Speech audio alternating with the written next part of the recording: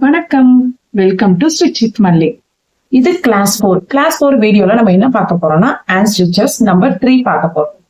நம்ம last கிளாஸ்லயே 2 hand stitches நம்ம பார்த்தாச்சு. இப்போ ஹேண்ட் ஸ்டிச்சஸ் 3 பார்க்க போறோம். இன்னைக்கு நம்ம பார்க்க போற ஹேண்ட் ஸ்டிச்சஸ் என்னன்னா எம்மிங் ஹேண்ட் ஸ்டிச்சஸ். இந்த எம்மிங் ஹேண்ட் ஸ்டிச்சஸ் எங்கெங்கெல்லாம் யூஸ் பண்ணுவாங்க டைலரிங் பொறுத்த வரைக்கும்? இப்போ நம்ம லைனிங் பிளவுஸ் தைக்கிறோம் அப்படின்னா நம்ம மெயின் கிளாத்தையும் லைனிங் கிளாத்தையும் ஒன்னா அட்டாச் பண்ணி தைச்சிருவோம். ஹேண்ட்லயும் நெக்லையும் ஸ்டிச் பண்ணிட்டு டர்ன் பண்ணிடுவோம். இதே வித்தவுட் லைனிங் பிளவுஸ் தைக்கிறோம் அப்படின்னா அப்ப நம்ம ஹேண்டுக்கு ஃபோல்ட் பண்ணி தைக்கிற இடத்துல எம்மிங் பண்ணுவோம். அப்புறம் அந்த பிளவுஸோட நெக் சைட்லயும் எம்மிங் பண்ணுவோம். ஸோ எம்மிங் வந்து ரொம்ப யூஸ்ஃபுல் ஃபார் டைலரிங்க்கு. ஸோ நான் எம்மிங் ஸ்டிச்சஸ் பண்றதுக்கு எப்படின்னு பார்க்கலாமா? இப்போ எம்மிங் ஹேண்ட் ஸ்டிச்சஸ் போடுறதுக்கு என்னென்னலாம் தேவை? ஒரு கிளாத், நான் 4:4 கிளாத் எடுத்திருக்கேன். அதுக்கு நீடில் அண்ட் த்ரெட் எடுத்திருக்கேன். ஸோ கான்ட்ராக்டா சேம் கலர் தான் போடணும். எம்மிங் பொறுத்த வரைக்கும் கிரீன் கலர் கிளாத்னா கிரீன் கலரை தான் நீங்க போடணும். இப்போ நான் சொல்லி கொடுக்கறதுனால நான் கான்ட்ராஸ்ட் கலரா ஒயிட் கலர் எடுத்திருக்கேன். நான் ஊசியில நூல் போட்டே வச்சிருக்கேன். ஸோ நம்ம த்ரெட் கலர் வேணும். அது மெஷரிங்க்கு 4:4 எவ்வளவு வேணும் மெஷரிங் பண்றதுக்கு மெஷரிங் டேப். ஓகேவா?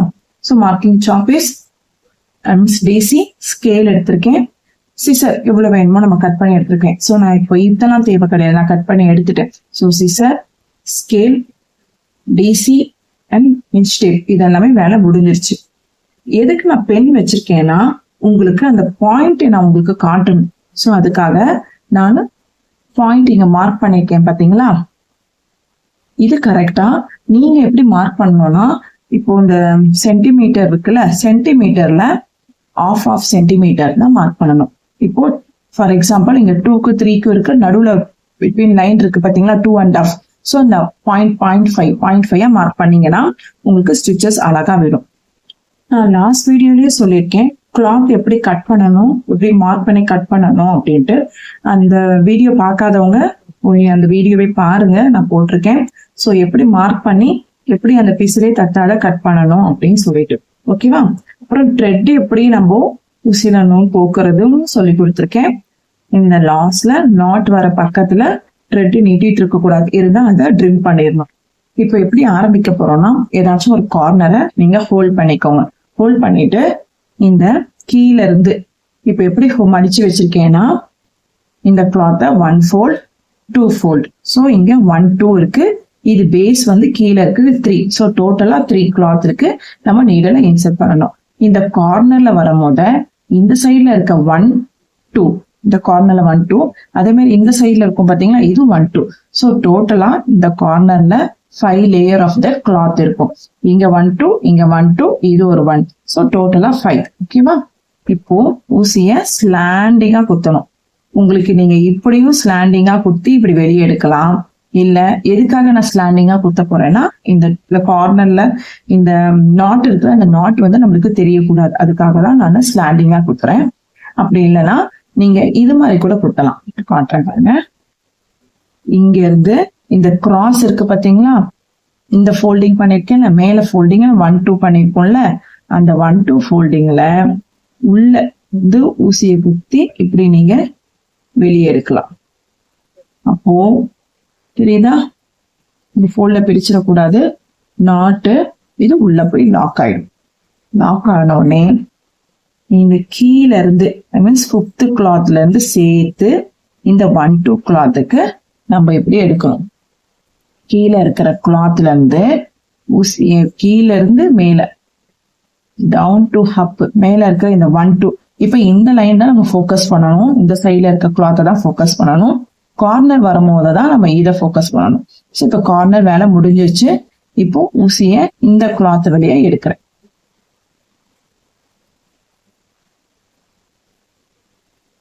எடுத்துட்டோம் பாத்தீங்களா? திருப்பி நம்ம ஃபோக்கஸ் என்ன பண்ணணும், கீழே இருக்கிற கிளாத், இந்த கிளாத்ல இப்படி நீர்ல விட்டு சின்னதா தான் விடணும், விட்டு இந்த மேல இருக்க கிளாத்தை எடுத்துட்டு வரும். கீழே இருக்கிறது நம்பர் 3 கிளாத்னு வச்சுக்கலாம். இது நம்பர் 3, இது 1 2.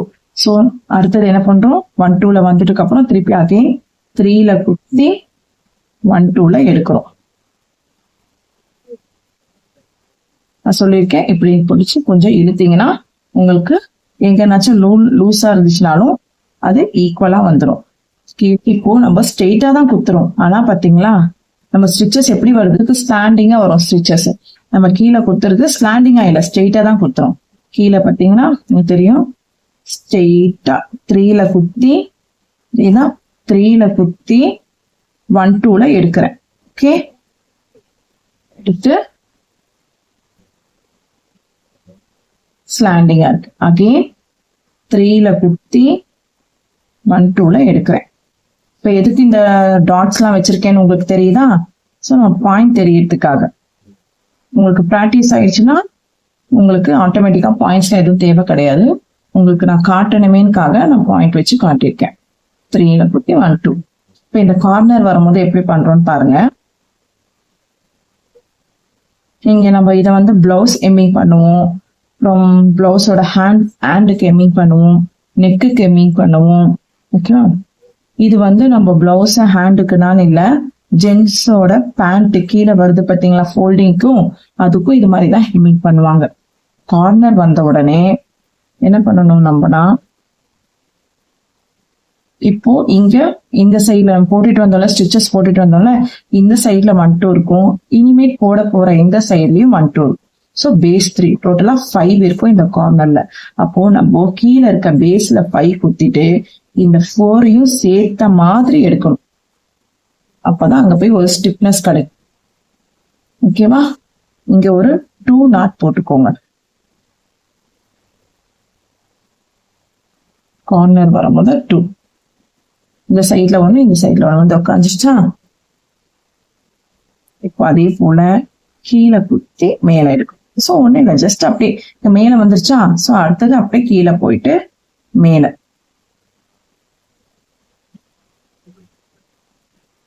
இது ரொம்ப ஈஸிங்க, பிகினர்ஸ் எல்லாருமே கத்துக்கலாம். இது ரொம்ப யூஸ்ஃபுல்லானது ஒண்ணு.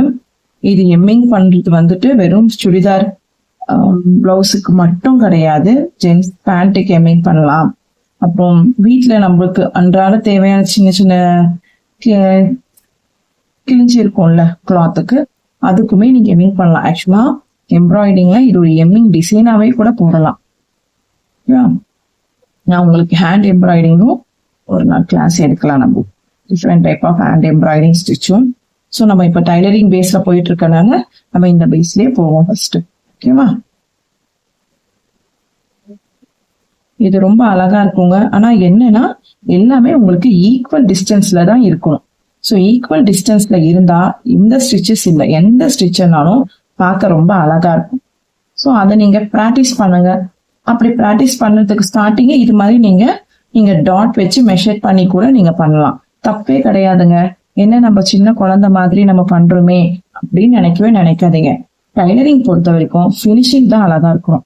பாத்தீங்களா, இந்த கார்னர்ல ஃபோல்ட் பண்ண கிளாத் இப்படி வருதுன்னா அதை நீடலால அழகா உள்ள தள்ளிட்டு அழகா அந்த ஃபினிஷிங் அழகா கொடுங்க.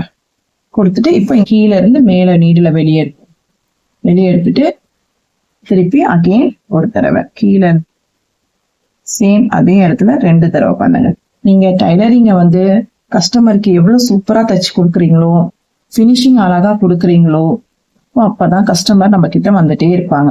அது டைலரிங் பொறுத்த வரைக்கும் இல்லைங்க, எந்த ஒர்க்கா இருக்கட்டும், நீங்க ஃபினிஷிங் அழகா கொடுத்தீங்கன்னா அது உங்களுக்கு சின்ன விஷயமா இருந்தாலும் அவங்களுக்கு அது ஒரு பெரிய சாட்டிஸ்ஃபேக்ஷனா இருக்கும்.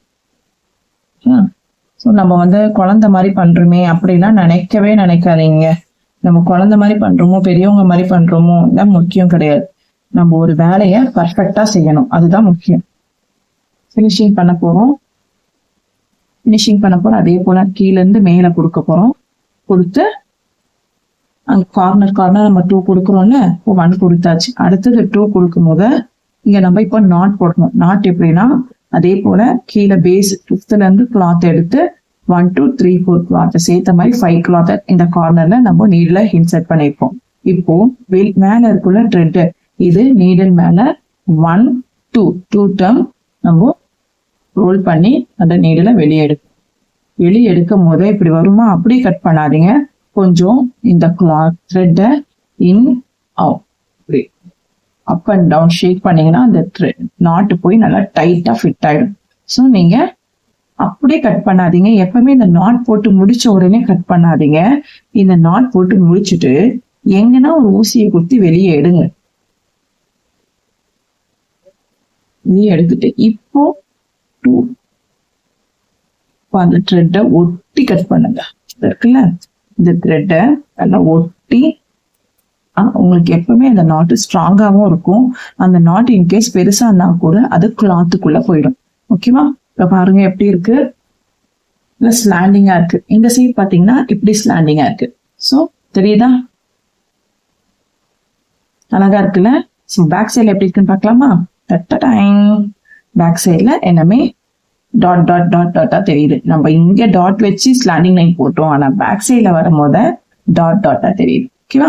இதுதான் ஹெம்மிங். இது ரொம்ப பாத்தீங்களா, இந்த டிஸ்டன்ஸ்லாம் பக்கத்துல இருக்கிறதுனால எல்லாமே ஈக்குவல் டிஸ்டன்ஸா இருக்கு. எங்கேயுமே வந்துட்டு கொஞ்சம் கேப் வந்து பின்னாடி போகவே இல்லை, ஈக்குவல் டிஸ்டன்ஸ்ல இருக்கு. ஏன் இதை நம்ம பினிஷிங் பண்ணி கொடுக்கும் போது அழகா இருக்குல்ல, ஏன் பண்ணக்கூடாது? யாரும் என்ன கேட்பா? இது நம்மளோட டைலரிங், நம்ம என்ன வேணா பண்ணலாம். ஆனா கஸ்டமர் கொடுக்கும்போது கஸ்டமர் சாட்டிஸ்பேக்ஷன் ஆகணும். அதுதான் டைலரிங் பொறுத்த வரைக்கும் முக்கியம். ஓகேவா? சோ நீங்க மார்க் பண்ணியும் பண்ணலாம், ப்ராக்டிஸ் ஆயிடுச்சுன்னா நீங்களேவும் பண்ணலாம். இப்போ நீங்க எல்லாரும் எம்மிங் ஸ்டிச்சஸ் எப்படி போடுறதுன்னு கத்துக்கிட்டீங்கல்ல, இதை நீங்க வீட்டுல ட்ரை பண்ணி பாருங்க, ரொம்ப அழகா வரும். அடுத்த கிளாஸ்ல அடுத்த ஹேண்ட் ஸ்டிச்சஸ் என்னன்னு நம்ம பார்ப்போம். ஓகேவா? அது வரைக்கும் எல்லாரும் keep stitches and keep smile always. Thank you. Bye bye.